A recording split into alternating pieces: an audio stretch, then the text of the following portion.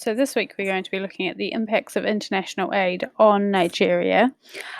We've started to already look at aid when we looked at the strategies that we have for reducing the development gap. So we know that aid can be defined as assisting people. It's when a country or an NGO, non-governmental organisation, gives money or resources to a country to help them develop. And there are a couple of different types of aid. So there is emergency aid. So after a natural disaster, a country will receive, say, tents or food or healthcare or something, just help them get back on their feet. Or there can also be long-term developmental aid. So countries may choose to donate, or charities may choose to donate wells to help countries get access to safe water. Or they'll help to make improvements in healthcare and education. So this week we're going to be applying our knowledge that we already have of aid to our case study of Nigeria.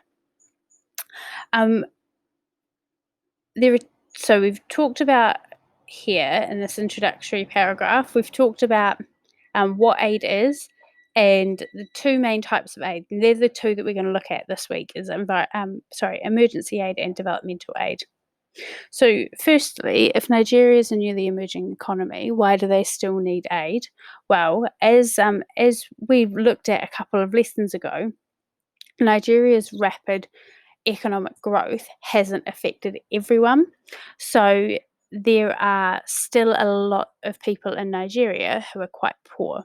They have limited access to services such as safe water, sanitation, and a reliable electricity supply. Now, those people often live in the north of the country, particularly the northeast, where it's quite hot and dry. They don't have the same access to resources as those in the south. So in Nigeria, there's almost 100 million people, which is over 60% of the population, who live on less than $1 a day. And they've got here that 63 pence, but that might not be correct anymore. Birth rates and infant mortality rates are high still, and the life expectancy is low, particularly in the northeast of the country. So if we think about our demographic transition model, both of those lines, so the birth rate and the death rate, they're both still quite high in Nigeria because Nigeria is only just transitioning into stage 3. So what sort of aid does Nigeria receive? So they get about 4% of the total aid that is given to to African countries. And it represents about 0.5% of Nigeria's gross national income, which doesn't sound like a lot, 0.5%, but it did total nearly 5,000 million US dollars. Most of it came from individual countries, so bilateral aid from the UK and the USA, and some came from international organisations, so that's multilateral aid, such as the World Bank, charities, and NGOs. And what you can see is in the orange box next to where we were just reading the math skills, you can see the breakdown of multilateral aid and how that's spent in Nigeria. And if you want an extension challenge for yourself, you can absolutely produce a graph that shows those figures. So they receive lots and lots of aid. It comes bilaterally and multilaterally. But what impact does it have? So, it's brought many benefits to people living in poverty. The most successful projects, and we know this from when we've been looking at intermediate technology and microfinance and other strategies, are those ones that are community based. So, they focus on specific communities and they help those communities to develop. And they're usually supported by small charities and NGOs. They're often delivered directly to where the help is needed. So the money or the aid doesn't go through the government, it goes directly to the community. And all of the money is used on the project and none of it is wasted. Gone a bit far up. Here we go. So we've got a mind map at the top of page 229 to look at the different ways that aid has benefited Nigeria. Now, it's important to remember, because we're studying Nigeria in terms of their economic development, it's important to remember when we read about the impact the aid has had, how does that impact Nigeria's development? So we'll start from this bubble here and then we'll move clockwise around.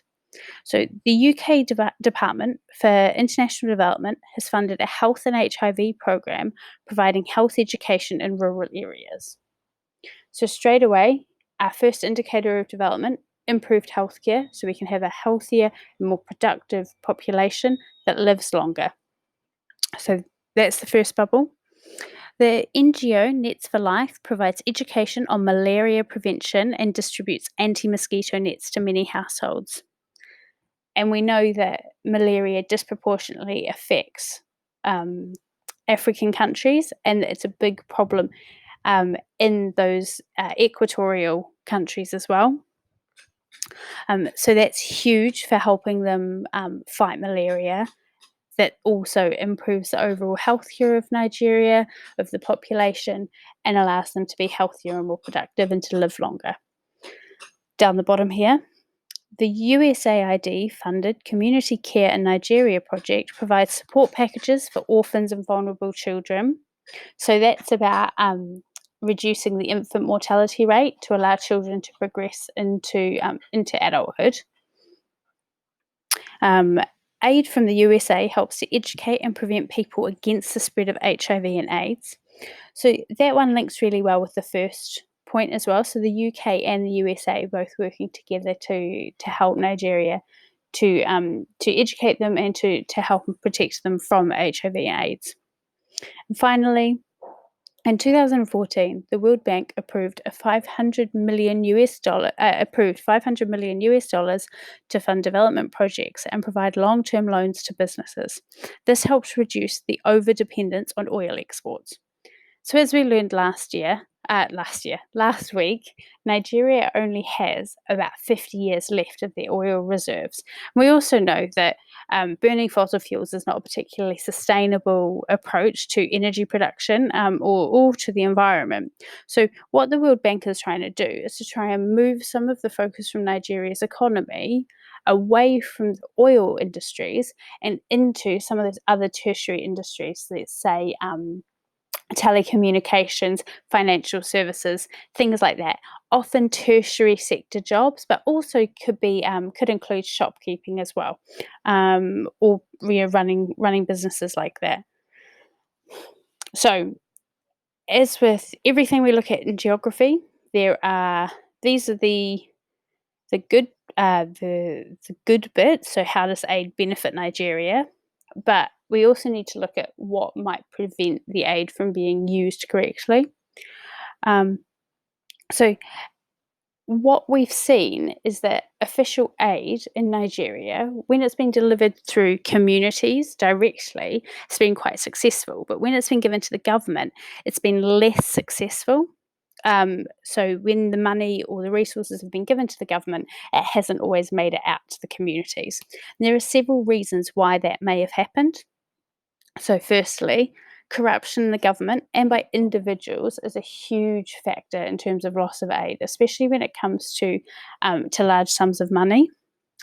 But also the government may just not use the money as intended. So they may divert the money to be used for other purposes. So there have been claims that money that was sent to Nigeria for aid has actually been used to build up Nigeria's navy. Additionally, the donors, so the people that are giving the aid, they may have political influence over what happens to aid. We looked at that way back when we looked at it in terms of development more generally. We looked at what happens if a country gives aid, but there are conditions attached to that aid. Is that always the best way for aid to be delivered? And what impacts does tied aid have on the receiving country? And finally, the money may be used to promote the commercial self-interest of the donor. So what that means is that certain, say like large businesses, so large TNCs may donate money to Nigeria for investment in certain things, but it may actually be just to further their own business interests, so to develop their business rather than the focus being on developing Nigeria and reducing the development gap and improving their overall economic growth. So, we've looked at why Nigeria receives international aid, what the aid that they receive looks like, the impact of the aid, and what prevents aid from being used effectively. And then in the green box here, we've just got a little case study and that talks about the Adawan Health Centre, which is in Kaduna State, northern Nigeria. It hasn't in the past had a health centre, um, and the very few health workers in the area ended up using the community's only shop as a clinic. Kaduna State has quite a high incidence of HIV and AIDS and a really high infant mortality rate as well. So, with support from Action Aid, who are a charity, um, the health centre received funds from the World Bank. So, Action Aid helped them get the money from the World Bank for a new health clinic that was built in 2010. And there are three main things that this health clinic did. It trained local women to educate mothers about the importance of immunising their children against polio and other deadly diseases, so the importance of offering vaccines. They tested for HIV and other infections, and they also helped to immunise children who hadn't had vaccines against polio. So by doing that, they could reduce the infant mortality rate, but also try and reduce the spread of some of those like really awful diseases that a lot of the world has managed to eradicate, to get rid of, but are still quite present in Nigeria and other low income and newly emerging economies. So that is the impacts of international aid on Nigeria. As always, if you have any questions, send me an email. I hope that this has helped you to understand the work in the textbook, but also to complete your activities and the quiz this week.